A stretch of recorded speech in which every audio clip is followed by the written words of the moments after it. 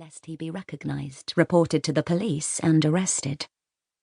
The punishment for murder is, of course, death by hanging. Now I spot my future mother and father-in-law. She's small, slender, and pretty, dressed in blue. He's in his best brown suit, leaning on a cane. Doubt tinges his smile. Her smile doesn't conceal her dislike of me, and the peacock feather in her hat quivers with her antagonism. I experience a sudden urge to turn and run. What am I getting myself into? Is it too late to back out? I clench my jaw and direct my gaze straight ahead. White candles and a bouquet of white roses adorn the altar. In front of it stands the solemn vicar in his black cassock and white surplice. My bridesmaid, my half-sister Sally Albert, smiles and dabs her handkerchief at tears that have fallen on her rose-coloured frock. My other dear friend, 14-year-old Mick O'Reilly, grins behind my camera and tripod, holding the flash lamp. His red hair sticks up in a cowlick, but his freckled face is scrubbed clean, and he hasn't had time to outgrow his new suit. Not every bride is lucky enough to have at her wedding two friends with whom she's faced death and survived, who've proven themselves willing to die for her. And there, with his best man, is my soon-to-be husband, Detective Sergeant Thomas Barrett. He's so handsome in his dark grey morning coat and striped trousers, black tie and white waistcoat and shirt, a white gardenia boutonniere on his lapel. He's tamed his unruly dark hair with pomade.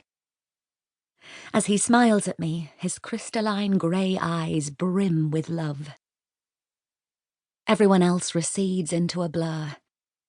He's the man I fell for the moment I first laid eyes on him, when my attraction seemed doomed to be unrequited.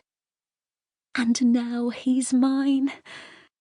I'm barely conscious of Hugh releasing my hand, Sally taking my bouquet, the organ music stopping, and explosions of white light as Mick takes photographs. As Barrett and I stand side by side, my heart races with such giddy joy that if it weren't for the audience and the solemnity of the occasion, I would jump up and down. This ceremony is no longer an ordeal, but a gateway to a new life that I'm eager to begin. The vicar says, "In the presence of God, Father, Son, and Holy Spirit, we have come together to witness the marriage of Sarah Bain and Thomas Barrett, to share their joy and to celebrate their love." After his speech about the purpose and sanctity of marriage, he says, "If anyone present knows a reason why they should not marry, declare it now, or forever hold your peace." When Barrett's mother doesn't speak up, I sigh with relief.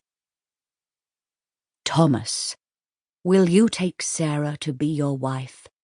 Will you love her, comfort her, honour and protect her, and, forsaking all others, be faithful to her as long as you both shall live?"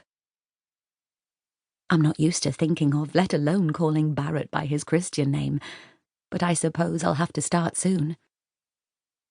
"I will," he says. "Sarah, will you take Thomas to be your husband? Will you love him, comfort him, honour, obey, and protect him, and, forsaking all others, be faithful to him as long as you both shall live?" "I will." My voice trembles with my lifelong fear of speaking in front of an audience. After prayers and a Bible reading, Barrett and I face each other. We join hands, and the vicar prompts us through our vows. "I, Thomas, take you, Sarah, to be my wife, to have and to hold from this day forward, for better, for worse, for richer, for poorer, in sickness and in health, to love and to cherish, till death us do part." He looks more serious than I've ever seen him, and I'm so moved that I stumble through my vows and hardly attend to what I'm saying. "I, Sarah, take you, Thomas,